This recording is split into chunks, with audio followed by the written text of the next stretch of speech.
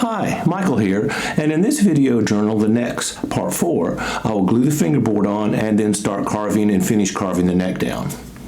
So keep watching. Well, I've attached the neck to the body on my 3-piece walnut build, and I've got my fingerboard clamped in place with my center line up here at the nut location and my center line here just above my sound hole so that the fingerboard is centered where it needs to be. I have a clamping caul that I'm going to use to clamp the fingerboard to the neck blank, and I've placed it on here and drawn some little holes so I know where it lines up on my fingerboard. And the next step is to go and drill these holes out with a number 63 numbered drill bit, which is going to match the pins that I'm going to use to pin the fingerboard to the neck blank while I glue it up so it doesn't slip. So the next step here, since I've got this secured on there, is to go ahead and remove the neck from the body, take it over to the drill press, drill those 4 holes, and then I can go ahead and glue on the fingerboard. Okay, I've got my neck over the drill press. I'm just going to go ahead and drill those holes out for the pins that will hold it in place.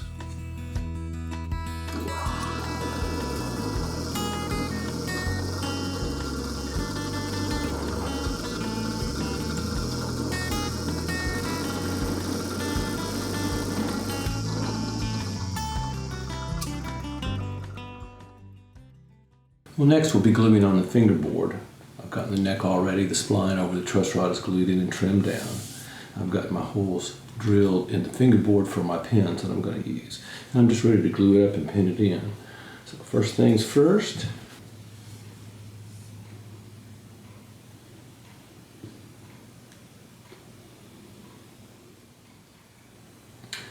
I'm going to use a needle spring, which is 36 thousandths of an inch by 35, and to help position, I'm just going to push it through one hole here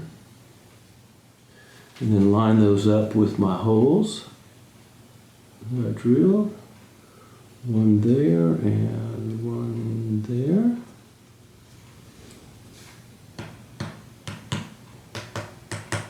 Don't need much because those are sharp on this. Now my caul have holes cut for the pin locations. Alright, and I have a piece of leather on the bottom of the neck just to kind of help protect it from the clamps.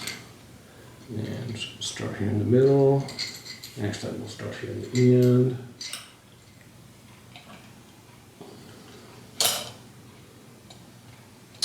Okie dokie. Now I can just set that aside, and when it dries, we can get to start carving on the neck.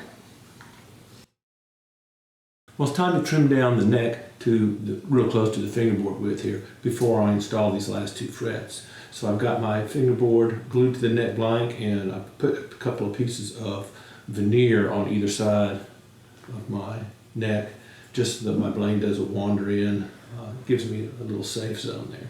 And I'm just going to trim this off here on the bandsaw.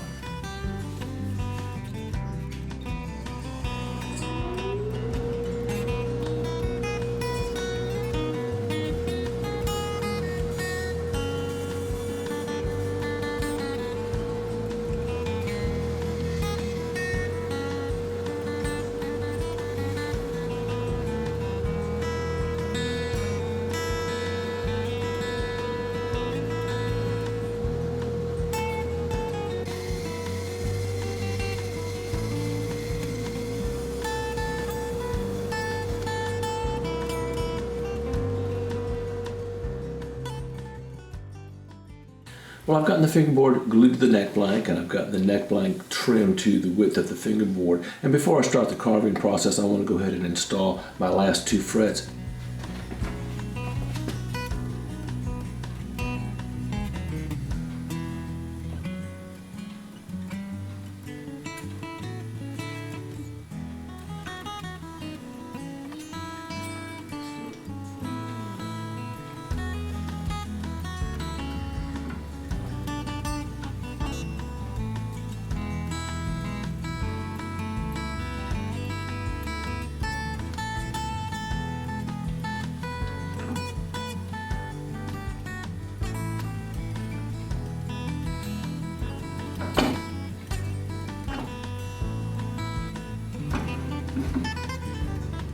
Okay, now I can just trim these fret tang ends down and start working on carving the necks.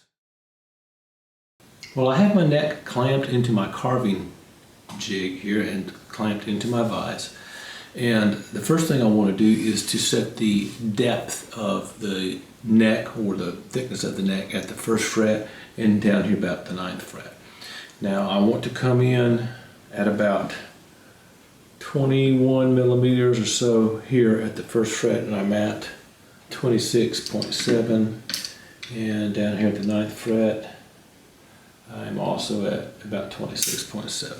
So I'm just going to take a little micro plane, and right here at the 1st fret I'm going to carve down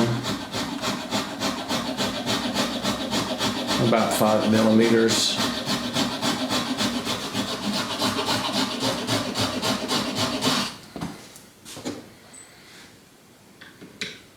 And I'm going to do the same thing down here at my 9th fret.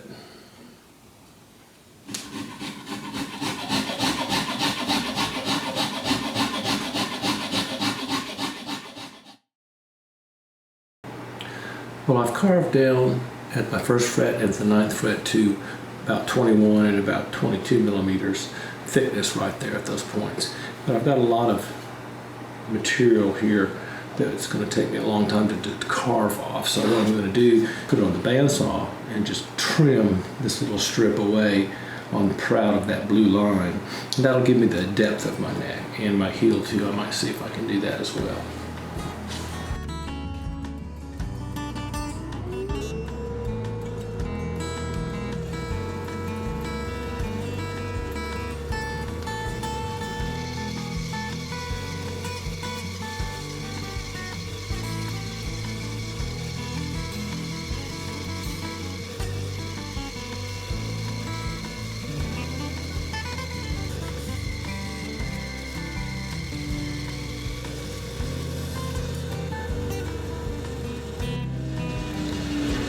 Okay, that'll save me a little bit of time carving. I'll have to carve this much off. Now I can go back over and start working on the rest of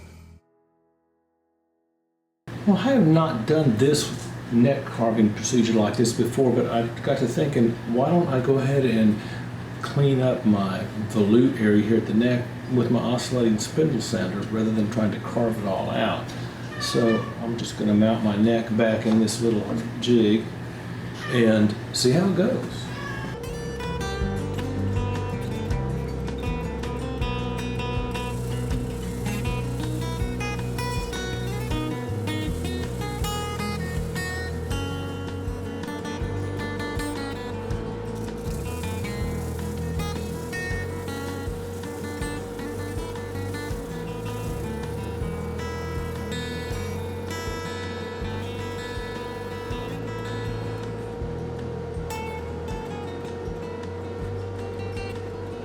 Well, like I said, I haven't actually done this neck this way before using the oscillating spindle sander, but that really does kind of get it on down there and really smooths out my heel real well and the volute. So now I can go back over and do some more hand carving with some spoke shaves and some chisels and gouges and things.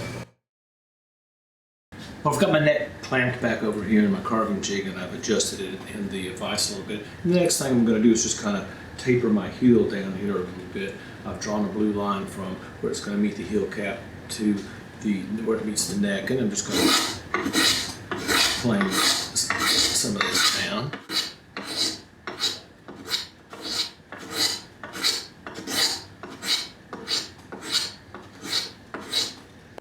Okay, I've got my heel kind of tapered down to where it kind of sort of needs to be.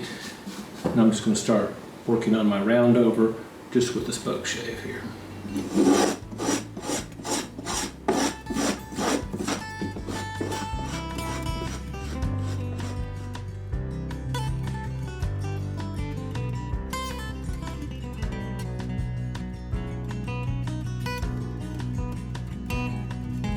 Well, I've been sanding for a little while and carving on the neck, and I've gotten it kind of sort of round out, and I'm trying to see if I can get just a handheld picture of what's going on here. And I've gotten down to my marks at each end, Let's see where those are now. So right here, the first fret, I'm at 21.4 millimeters and 21, 22, and it looks like 22 millimeters down here.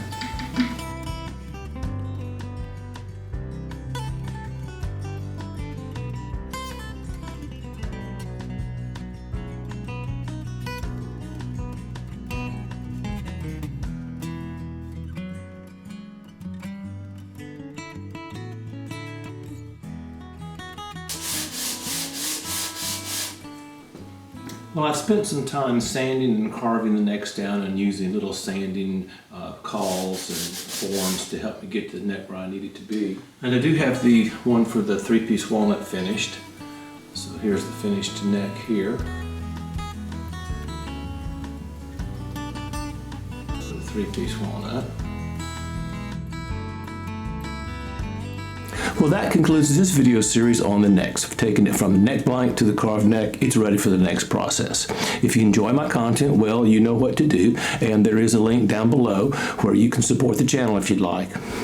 And thank y'all so much for watching.